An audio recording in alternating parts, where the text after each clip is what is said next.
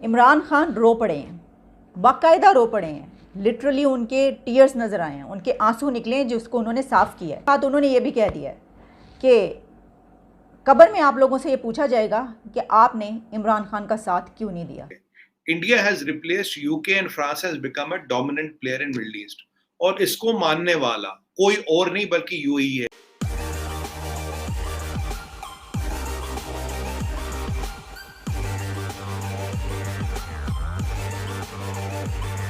नमस्कार दोस्तों, कैसे हैं आप लोग। मैं आपके लिए लेके आ गया हूं आज एक न्यू वीडियो की जिसमें हम डिस्कशन करेंगे इमरान खान के बारे में। क्यों इमरान खान ने एक पॉलिटिकल रैली में रोना धोना स्टार्ट कर दिया। जैसे कि आप जानते हैं दोस्तों, ये माना जाता है कि पाकिस्तान के पीएम की कुर्सी से इमरान खान को हटाने में पाक आर्मी का बहुत ही बड़ा ही रोल माना जाता है। तो जब से इमरान खान पाकिस्तान के पीएम की कुर्सी से हटा है, तब से वो भी यही मानता है कि उसे हटाने में पाक आर्मी का बहुत बड़ा हाथ है, जिसके कारण वो लगातार अपनी हर रैलियों में पाकिस्तान आर्मी को टारगेट कर रहा है, जिससे परेशान होकर अब इतनी फ्रस्ट्रेट हो चुकी है पाक आर्मी की वो इंश्योर कर रही है कि कभी भी इमरान खान वहाँ के पीएम की कुर्सी में कभी बैठ ना सके। ये बात जब इमरान खान को पता चली तो वो बहुत ज़्यादा परेशान हो गया और एक रैली में इसी के बारे में बात करते करते वो रो पड़ा। तो चलिए वीडियो में आगे बढ़ते हैं और देखते हैं कि इस बारे में पाकिस्तानी जर्नलिस्ट क्या बोल रहे हैं और उनका डिस्कशन का रिजल्ट क्या आया। वीडियो में आगे बढ़ने से पहले मैं आपसे रिक्वेस्ट करूंगा कि मेरे चैनल को सब्सक्राइब करें, वीडियो को लाइक करें, वीडियो शेयर करें और अपना फीडबैक कमेंट के रूप में दें। धन्यवाद। इमरान खान साहब को हुआ क्या, ऐसी क्या चीज़ हिट की उनको, उनके साथ क्या प्रॉब्लम हो गई कि वो बाकायदा भरे मजमे में हम हज़ारों कह रहे हैं, वैसे तो उनका कोई भी जलसा लाखों से कम नहीं होता, तो लाखों लोगों के बीच खड़े होकर उन्होंने आंसू बहाए हैं। अच्छा, पहले लगा कि ऐसा होता है ना कि आवाज़ आपकी रुंध जाए, यानी कि आवाज़ रोने वाली हो जाए, वो तो हो ही जाया करता है ऐसा, लेकिन जब उन्होंने अपने टीयर्स साफ़ किए तो पता ही चला कि ये तो रो रहे हैं बाकायदा और उनके आंसू गिर रहे हैं। तो इमरान खान वो लीडर हैं जो ये कहा करते थे, मैं रुलाऊंगा इन्हें, मैं इन्हें रुलाऊंगा। ये एक उनकी टर्म बन गई थी, एक ऐसा स्लोगन बन गया था जिसके ऊपर उनके सॉन्ग्स बने। इमरान खान और पीटीआई की तरफ से उसके ऊपर खूब कैंपेन की गई। बात बात पर ये उस वक्त स्टार्ट हुआ था उनका ये स्लोगन कि मैं इन्हें रुलाऊंगा, कि जिस वक्त वो नवाज शरीफ के ख़िलाफ़ एक कैंपेन चला रहे थे फिर कि उनको बाहर निकाल देना सिस्टम से, इनको निकालो बाहर सिस्टम से, उनको निकलवा दिया उन्होंने बाहर सिस्टम से। तो उस वक्त वो कह रहे थे कि मैं रुलाऊंगा इन्हें। जिस वक्त नवाज शरीफ जब नाअहल हो गए, उसके बाद जब वो मोटरवे के ज़रिए उन्होंने एक रैली निकाली, तो उस वक्त भी वो यही कहते हुए नजर आए कि मैं तो इनको रुलाऊंगा, देखना ये क्या क्या करेंगे। वो बंदा, वो आदमी अब उस जगह पर पहुंच चुका है, उस पॉइंट पर कि वो बाकायदा रोता हुआ नजर आया पूरी दुनिया के सामने और अपने आंसू साफ करता हुआ। अच्छा, अब ये एक इमोशनल ब्लैकमेलिंग है, क्या ये ऐसी कोई बात है? इसके बहुत से एंगल्स हम देख सकते हैं, ले सकते हैं, या फिर इमरान खान वाकई एक उस पॉइंट पर पहुंच चुके हैं जहां पे उनको रुला दिया गया है। जो वो रुलाना चाहते थे तो दूसरों ने उनको रुला दिया, क्योंकि मरीम नवाज़ तो बहुत टफ टाइम उनको देते हुए नज़र आ रही हैं, बेहद। वो जो बोलते हैं अब उन्होंने कम कर दिया बोलना। इसकी वजह यह है कि मरीम नवाज़ अब उनसे ज़्यादा अग्रेसिव लहजे में वो बातें करती हुई नज़र आती हैं जो उनके ऊपर वो तनकीद किया करते थे। क्योंकि सब ये कहते, आप देख लें उठा के, कि अगर इमरान खान का कोई तोड़ इस वक्त नज़र आ रहा है तो वो मरीम नवाज़ हैं। और फिर जो जलसे हो रहे हैं, मतलब खान साहब ये कह रहे थे कि धांधली हो रही है, धांधली होगी और इस तरीके से जो मुझे हराया जाएगा, ये बात सब लोग मान लेते शायद, और चले मानते ना, लेकिन कम से कम कहते कि हाँ ऐसा हो सकता है कि हुकूमत जो है उसने, और क्योंकि इमरान खान जो है इस वक्त वो उनकी और इस्टेब्लिशमेंट की लगती है, तो क्या मिली भगत के साथ ये वाली हुकूमत जीत गई। लेकिन प्रॉब्लम ये है कि इस वक्त जो जलसे हो रहे हैं PMLN के और मरीम नवाज़ के, मरीम नवाज़ जिस तरफ निकल जाती हैं और जिस तरफ हाथ उठाती हैं, वहाँ पे मजमे का मजमा जो है वो जमा हो जाता है।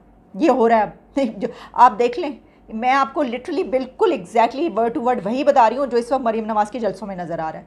अब खान साहब को या तो ये हो गया है कि भाई ये क्या हो गया, यानी लोगों ने क्या एक्सेप्ट कर लिया है, लोग तो जा रहे हैं, क्योंकि ये था ना कि ठीक है, वो ये समझते थे कि उनको ज़बरदस्ती उतारा गया। एक तो उनको मेरा ख्याल है कि सबसे बड़ा ये धचका पहुंचा है कि उन्होंने इतनी मेहनत के बाद इतना एक पूरा अपना वो करके दिखाया जो वो करना चाहते थे, अपने आप को दुनिया का, मुस्लिम उम्मा का सबसे बड़ा लीडर, और फिर ये कि सबको बाहर निकाल के सिस्टम से उन्होंने कहा मैं ही रहूँगा।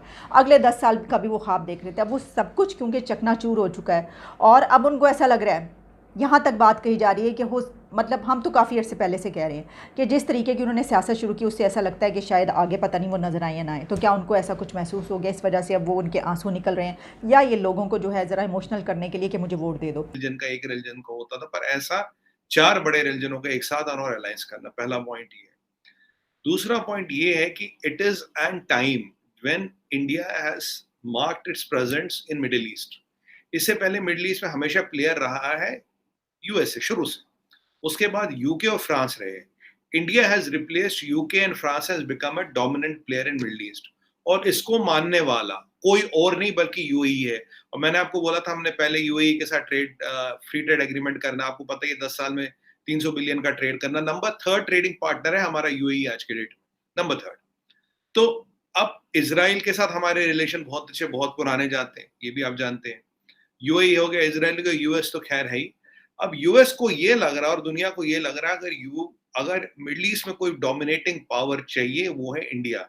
तो इंडिया का स्टेटस अब ट्रांसकॉन्टिनेंटल हो गया। पहले इंडो पैसिफिक की बात कर, पहले आपको याद होगा तो एक टाइम में सार्क की बात होती थी, फिर हो गया एशिया पैसिफिक, फिर हो गया साउथ एशिया, फिर हो गया इंडो पैसिफिक, अब हो गया global. It is the elevation of India to a transcontinental player. तो वहां I2U2 में इंडिया का आना और पूरे मिडिल ईस्ट का मानना, अमेरिका का मानना, फ्रांस का मानना, और यूके और फ्रांस की टांग ना अड़ाना, इजराइल का मानना एक बहुत बड़ी डेवलपमेंट है। So India has elevated it's stature in the middle east. अब इंडिया का यहाँ रोल क्या, काफी लोग का ये माना था चीमा साहब कि ये जो I2U2 है इट इज अगेंस्ट ईरान, पर आपका शो या कोई और शो था, मैंने कहा अगर अगेंस्ट ईरान होता तो हमें तो फिर लेते नहीं, हमारे ईरान से बड़े अच्छे रिलेशन है, ईरान के अगेंस्ट है नहीं ये। अब यहाँ क्या है, India can play a very balancing act in middle east. कारण क्या है, देखिए आप जानते हैं मिडिल ईस्ट में 2 कैंप है, एक है सऊदीज का, एक है ईरानियों का, ये मतलब जग जाहिर सी बात है। अब कवायद क्या हो रही चीमा साहब, वहां से जो बाइडेन तो उतर गए, अब वो पैलेस्तीन भी जाएंगे, इजराइल भी जाएंगे और सऊदी भी आएंगे, करेक्ट। और सऊदियों पे प्रेशर क्या डलेगा, सऊदियों पे प्रेशर डलेगा फॉर्मली इजराइल को रिकॉग्नाइज करो। अभी इजराइल के एरोस्पेस से यूएई का जहाज तो आ रहा है, अभी मैंने शायद पढ़ा था, कहीं सुना था मक्का भी डायरेक्ट जहाज चलने लगा है इजराइल से, कुछ ऐसा पढ़ा था मैंने कहीं। तो ये एयर स्पेस लेने लगे हैं। हाँ, तो कुछ डायरेक्ट फ्लाइट भी चलने, एयर स्पेस तो पढ़ा था पहले से, एयर स्पेस तो है, अब शायद सुनने में डायरेक्ट फ्लाइट जा रही है मक्का टू टेल अवीव, या कुछ पहली बार ऐसा हो रहा है। तो सऊदियों पे प्रेशर होगा कि जी आप फॉर्मली रिकॉग्नाइज करो इजराइल को। यूएई ने इनफॉर्मली तो लगभग क्या फॉर्मली कर दिया, सऊदियों ने फॉर्मली नहीं किया। अगर इजराइल आता है तो इजराइल, सऊदी और ये जो अमेरिकन ब्लॉक है ये इंटैक्ट हो जाता है, जिसमें एक इंडिया इंपॉर्टेंट प्लेयर है। यहाँ इंडिया के रिलेशंस हैं ईरान के साथ अच्छे, और ईरान को चीमा साहब बेचना तेल। ईरान ने एक नसीहत तो देख ली, उन्होंने कहा देखो जैसे रूसियों ने तेल बेचा, 150-200 बिलियन डॉलर अंदर कर लिया, लड़ाई अपनी की अपनी चल रही, तेल के पैसे अब वो ला रहे हैं। अब कोल की भी बात हो रही, गैस की भी बात हो रही, सबकी बात हो रही। इनफैक्ट आजकल तो चीमा साहब कार्टून चल रहे, बंदा ऐसे ठुठर रहा है, कह रहा है कि give me Russian gas, Europe में बड़े वो मीम्स बन रहे हैं।